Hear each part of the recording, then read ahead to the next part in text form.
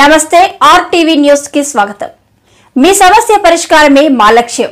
మీ సమస్యలను వాట్సాప్ చేయండి చాలు 9492726238। మా వార్తలు మీకు నచ్చినట్లయితే లైక్ చేయండి, షేర్ చేయండి, సబ్స్క్రైబ్ చేయడం మాత్రం మర్చిపోకండి। పూర్తిగా కొట్టుకుపోయిన పాడి రత్నంపేట గ్రామాల మధ్య వంతెన ప్రజాప్రతినిధులు వాగ్దానాలకే పరిమితమైన పాడి వంతెన నిర్మాణం। అల్లూరి సీతారామరాజు జిల్లా కొయ్యూరు మండలం పాడి రత్నంపేట గ్రామాల మధ్య ఉన్న వంతెన కురుస్తున్న వర్షాలకు పూర్తిగా కొట్టుకుపోవడంతో వివిధ గ్రామాల ప్రజలు తీవ్ర ఇబ్బందులు ఎదుర్కొంటున్నారు। మండల కేంద్రమైన కొయ్యూరు వెళ్లేందుకు కంటారం, బలారం, ఆడాకుల, ఆర్కొత్తూరు, పాడి గ్రామాల ప్రజలు ఇదే రహదారిపై ప్రయాణాలు సాగిస్తుంటారు। అలాగే నిత్యావసర సరుకులు తెచ్చుకునేందుకు, వైద్యం కోసం ప్రాథమిక ఆరోగ్య కేంద్రాలకు వెళ్లేందుకు ఈ రహదారి ఎంతగానో ఉపయోగపడేదని, కానీ పూర్తిగా కొట్టుకుపోవడంతో ఇబ్బందులు తప్పడం లేదని ఆవేదన వ్యక్తం చేస్తున్నారు। రాజకీయ నాయకులు అనేక సార్లు నూతన బ్రిడ్జి మంజూరు చేసి నిర్మిస్తామని ప్రకటనలు చేశారు తప్ప కార్యరూపం దాల్చలేదన్నారు। గత ప్రభుత్వంలో అప్పటి పాడేరు ఎమ్మెల్యే కొట్టగొల్లి భాగ్యలక్ష్మి అనేక వాగ్దానాలు చేశారన్నారు।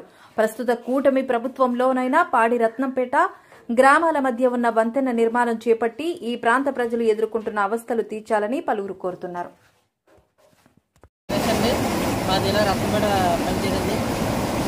మాకు గతంలో కూడా ఈ బ్రిడ్జి వేస్తామని చెప్పి అలాగే ప్రతి ఎమ్మెల్యే గెలిచినప్పుడు రావడం జరగడం జరుగుతుంది। కానీ ఇప్పుడు వచ్చి ఏ ఎమ్మెల్యే కూడా పట్టించుకోవట్లేదు, రావడం, 2 ఫోటోలు తీసుకోవడం, వెళ్ళిపోవడం జరుగుతుంది। కానీ ఇక్కడ నుండి ప్రజలు చాలా ఇబ్బంది పడుతున్నారు। రత్నపేట, పాడీల కండపేట, ఇలా బాలారగల్లో కూడా రూట్ తిరిగింది।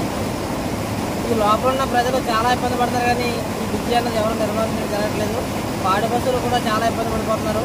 అలాగే ఇక గతంలో భాగ్యలక్ష్మి గారు వచ్చారు, కనీసం ఎప్పుడు కూడా పట్టించుకోలేదు। ఆవిడ వచ్చి బ్రిడ్జి అయిపోతుందని చెప్పి వెళ్ళిపోయిన తర్వాత మనకి నీళ్ళు వచ్చింది, నీళ్ళు కూడా పట్టించుకోలేదండి। బ్రిడ్జి అన్నది ఏదో కొద్దిగా వేస్తే ప్రజలు చాలా మేలు చేసిన వాళ్ళు గవర్నమెంట్ కూడా। పొలాల్లో రైతులు కూడా వెళ్ళడానికి చాలా ఇబ్బంది పడుతున్నారండి, ఎవరు కూడా పట్టించుకోవట్లేదు। వస్తున్నారు ప్రభుత్వం నుంచి, వెళ్ళిపోతున్నారు, కానీ ఈ రాకపోగలన్నది ఇటువైపు వెళ్ళడం కావట్లేదు, ఇటువైపు వెళ్ళడం కావట్లేదు।